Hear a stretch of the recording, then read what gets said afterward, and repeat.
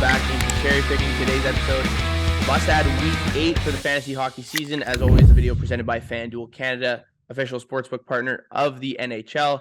So looking at this week, a lot of games actually throughout the course of the week, and a lot of teams that are playing 4 games this week. So definitely a couple of teams we're going to be ganging up on, or just making sure that we're adding players from those teams to get the best value for this week. Also have a couple players that are more of longevity pickups that I think could also be valuable for your team for the rest of the hockey season. But let's take a look at last week and how last week's must-adds performed. The top pick of the week, and I said it, was Nichushkin, and the guy had an absolute monster week. 3 goals, 3 assists in 4 games. Even Huberdeau, gave him another chance, and he actually performed quite well for people who actually did end up picking him up. Finished with a goal and 3 points in 4 games last week. Looked a lot better playing on that Blake Coleman line alongside Michael Backlund as well. Alexis Lafreniere, not the greatest week. He did score in one of the games, but the Rangers played in a lot of low-scoring games apart from their Sunday matchup. But he ended up having 13 shots on goal, so definitely the volume there, very solid. Charlie Coyle, another great addition if you added him to your team last week. 4 goals in all 4 of the games he played last week and had 1 assist, so higher than a point per game there. And Boston again has 4 games this week, so if I would keep him on your team if you continue to need a setter. Charlie Coyle's playing fantastic hockey right now. Gustav Nyquist, another guy that I was really high on, that was really low rostered last week when we started talking about him, around like 3% rostered last week. Again, 4 assists, scored on Sunday night as well. So the guy's just been playing fantastic hockey recently, and it's just going to continue to do so, or he's going to continue to do so if he stays on that top line. Has another week with where Nashville plays 4 games, so definitely try to add Nyquist as well. And then Cam York, another guy I was high on. I mentioned he had a really high expected goals for amongst defensemen last week. He scored last week, which is good to see. Wasn't on an empty netter either, so that's also positive. And I think the biggest thing for Cam York, there's a couple defensemen on Philly that you can kind of look at right now, including Sean Walker as well. I just don't know if this week is the best week to play those guys. They play New York twice. Sorokin looks like he's starting to get a little bit hot. And then they also play the Rangers. So not the easiest matchups there for those defensemen. But let's get into this week's must-adds. The teams that are playing 4 games this week are Boston, Buffalo, Chicago, Colorado, Columbus, Florida, Nashville, the New York Rangers, the Sharks, Tampa Bay, Vegas, and Washington. So lots of teams playing 4 games this week. Let's break down the 6 best must-adds. All right, so the first guy we're picking up this week, Shayne Gostisbehere on the Detroit Red Wings, 60% rostered. So if he's available in your league, I'm mainly talking to people who are in like 10, 12-man leagues. He'll probably be available, I would say. He's starting to play a little bit better, so maybe not. But yeah, the team for the guys who are in 14 to 16 team leagues right now, it probably doesn't attend to you. But this could also act as, I guess, a buy low candidate or someone you could potentially trade for. But Shayne Gostisbehere, I think, is a great guy to have on your team, even for the rest of the year. It seems like Detroit's going to continue to score here.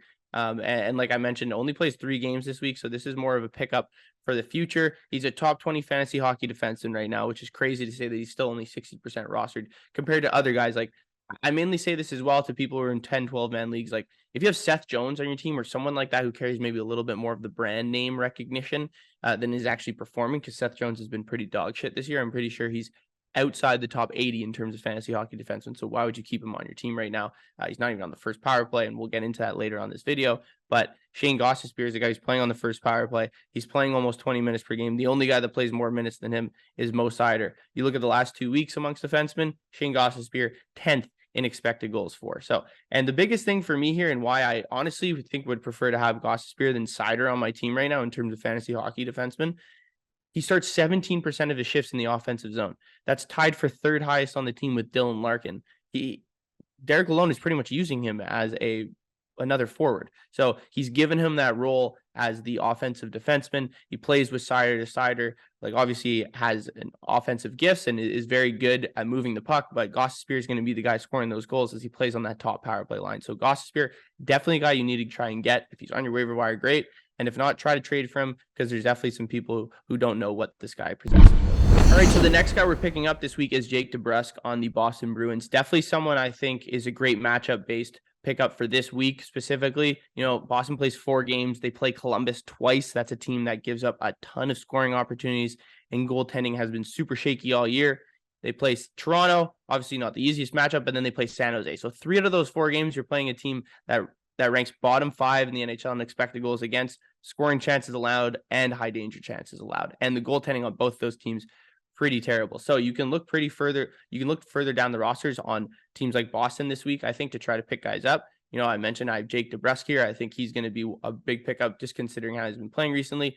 But, Charlie Coyle is another guy I mentioned last week. If he's still available, go pick him up. And that just means, Pasternak and Marchand, Pavel Zacha, all those guys are already owned. You guys are in for a treat this week because it seems like these guys are up for opportunities to have a ton of points. So Jake DeBrusk, though, one of the reasons why I really like this pickup, last year we saw he had a more or less a breakout season, having a little bit more of a down year, obviously, this year with just 3 goals and 5 assists in 19 games played. But if you look at last week, he had the 8th highest expected goals for amongst the NHL and had 2 goals to show for it. I think now, he's found his role, or maybe just a better line that matches well with him. Because last year, that was the biggest thing for him. He was on a top line, playing alongside Bergeron, I believe, for a good chunk of the season. I think that's the reason why, obviously, he had such a good year here. There's not really anyone like Patrice Bergeron on this team anymore, but he's playing with Matt Poitras, this young center who a lot of people didn't think was actually going to make the team this year, but he was awesome in the preseason and continues to, honestly, I would say, other than obviously Connor Bedard being at the top of the list, a guy competing for the Calder Trophy this season. So DeBrusk has found his role here. You could tell with the amount of offense he's been creating more recently. It's been a lot better to see there. His shooting percentage continues to be really low. So a week like this, where they play teams that give up a lot of scoring opportunities, a lot more ice time being probably distributed throughout the lineup, I think Jake DeBrusk could be a really sneaky pickup. All right, another great pickup for this week is Sam Bennett on the Florida Panthers. Plays that center position, but 14% rostered, really low roster percentage for Sam Bennett right now, coming back from an injury. Originally came back from that injury, got hurt again, was out for a couple more games, but now is fully back. Has played 8 games, has 1 goal to show for it. But if you look at last week, he had a really impressive week in terms of what the type of offense he was creating. Florida was in a lot of low-scoring games as well. They've been playing really well defensively, just haven't been able to really find the back of the net. If you look at last week, he had the 3rd highest expected goals for. That's a really solid number to be obviously competing amongst the NHL. I think Zach Hyman led, and then Lawson Krause, I believe, was second. So some unfamiliar names, I'd say, up there, but both those guys had a ton of point production as well. Lawson Krause almost has a goal per game over his last 11 games. So he's been playing really well. Zach Hyman's been playing really well. So now I think Sam Bennett having similar numbers to those two guys, you look at the week ahead for him, I think this is the week he's going to kind of go off for points. So you're looking at 4 games this week. They play Ottawa, a team that's been very bad defensively since Thomas Chabot's been out. Their goaltending's been also relatively shaky. Toronto, obviously we know their defense, they're an offensive minded team. And then they play Montreal, again, a team that has struggled defensively this year. Finally, their goalies aren't able to really save them in every single game now, as we kind of see a few more high scoring games. And then the New York Islanders as well. Although Ilya Sorokin has started to play a little bit much better, they're still giving up, I think, the 3rd most shots per game, and a team that's giving up a lot of scoring opportunities, including high danger scoring opportunities, and takes a lot of penalties. So a lot of players on Florida this week should have big weeks. I'd look at Sam Bennett. I talked about Oliver Ekman-Larsson last week, how he was kind of starting to lose his value considering Montour and Ekblad were back. But I think maybe even this week, when he continues to get more into the lineup, whereas as Ekblad and Montour get situated into more offensive situations, I still think Ekman-Larsson can be a guy you could play this week. But Sam Bennett, definitely a guy. I love the line he's playing on this right now as well, with Matthew Tkachuk, Carter Verhaeghe having a fantastic season. Matthew Tkachuk struggling a little bit, but I think this line back being together, get a couple games under their belt, I think they're going to start to play a lot better here. So Sam Bennett playing the center position there, has a decent amount of shots, will continue to shoot even more as we see the season go along here. And against these teams that allow a ton of shots, I think there's a great opportunity to get Sam Bennett when he's less than 15% rostered. And I think by the time next week, he's going to be higher than 30%.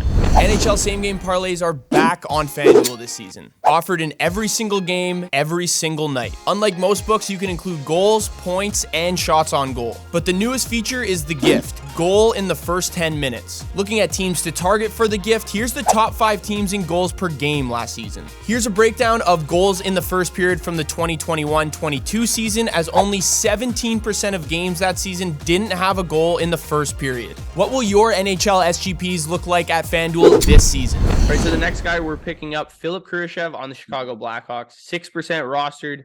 Plays that center role right now, but he's not playing center. He's playing on the wing on Connor Bedard's line. So Yahoo needs to fix that. Hopefully that gets changed soon. But definitely a guy you want to be looking at. The amount of point production, offensive volume that he's created since playing on a line with Connor Bedard has been way higher than what we've seen earlier this season and even last year for Kurashev. Plays 4 games this week as well against Seattle, Detroit, Winnipeg, Minnesota. If you look at last week, he was top 30 in expected goals for amongst the NHL. Now, as I mentioned, plays on the top line with Connor Bedard and over a point per game in November. So he has 11 points in 10 games this month, has a point in 5 of his last 6 games. So even when you think this team is losing, Kurashev and Bedard will still continue to find the stat sheet. So playing 4 games this week, I think you can confidently expect a 4-point week from Kurashev and hopefully even a couple more goals as he has been contributing to the assist department a lot recently. All right, another guy you want to add this week. He only plays 3 games, but I think this is going to be the guy in the Islanders you want in terms of goal production, and it's Kyle Palmieri. Plays the right wing spot, 5% rostered right now. He's 5 goals, 7 assists on the season. He's 3rd on the team in power play points with 6 power play points. But if you look over the last 2 weeks, he's 8th in the NHL in expected goals for, higher than guys like Valeri Nichushkin, who I told you to pick up last week, who had absolutely ended up going off. Braden Point, Brock Nelson, who's his line mate, Sidney Crosby, Brady Tkachuk, Matthew Tkachuk, you name it. This guy has been creating a ton of offense, been getting his scoring chances, but hasn't really, I would say, met the exact expectations you'd say of someone creating this much amount of offense. He has 2 goals, 4 points his last 7 games played. But as I mentioned, the 6 power play points that he's scored is shocking and also more reassuring to me as well to see his point production on the power play, playing on that top power play with alongside Matt Barzal, Noah Dobson, other guys who have a lot of power play points this year. And the best thing about that, the Islanders power play is much better this year than we saw last year. Last year, bottom 5 unit. This year, they've been hitting at a top 10 rate in the NHL right now. So that's obviously very reassuring. And then 5-on-5, this line that they've made here, that Lane Lambert's kind of created as he's been shifting the lines at the beginning of the season. Pierre Engvall, Brock Nelson, and Kyle Palmieri. They have the highest expected goals for percentage. They've played almost 200 minutes together so far this season. So the chemistry is obviously being built here now. We're seeing Brock Nelson start to play a lot better, start to produce those points, and it's only going to help Kyle Palmieri's situation. And at 5% rostered, I think it's definitely a goal scorer that you can get on par with, because I think he'll be, the last couple of seasons, 15, 16 goals in almost 55 to 60 games. So play a full season with a much better power play on a line that I don't think Kyle Palmieri has created this much offense on in a couple years. I think this is an absolute steal right now. All right, so the last guy I'm going to tell you to pick up this week, also on the Chicago Blackhawks, it's defenseman, and this is more if you really need a spot start for this week in terms of fantasy hockey defenseman, and it's Kevin Korchinski on the Chicago Blackhawks. As I mentioned, he's 2% rostered right now.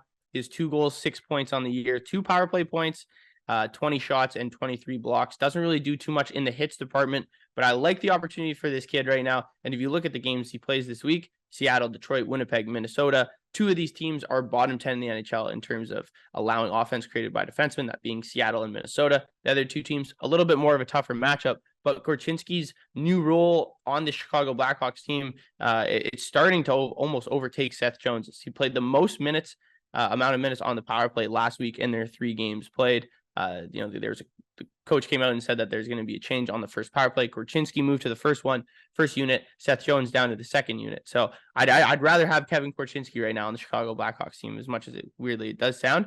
Seth Jones definitely getting a few more opportunities right now in the offensive zone. But if you look at the last 3 games, it's starting to shift a little bit. Also, if you look at this Blackhawks team, obviously not a very good team, but you look at the last 4 games played, they've lost 3-2, 7-3. They won 4-3 against Toronto and then lost 4-2.